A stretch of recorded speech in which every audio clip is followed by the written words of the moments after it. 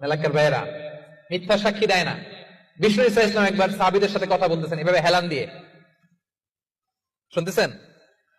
বিশ্বনবী হেলান দিয়ে বলেন, আলা উনাব্বিউকুম বিআকবারিল কাবায়ের, সবচেয়ে বড় কবিরা গুনাহ কোনটা তোমরা জানো নাকি? সাহাবারা বললেন, আপনি সবচাইতে ভালো জানেন ইয়া রাসূলুল্লাহ, আপনি বলেন। বিশ্বনবী বললেন, সবচাইতে বড় কবিরা গুনাহ আল্লাহর সাথে শিরক করা, হেলান দিয়ে। 2 নম্বরে উকুকুল ওয়ালিদাইন, মাতা পিতার অবাধ্য হওয়া।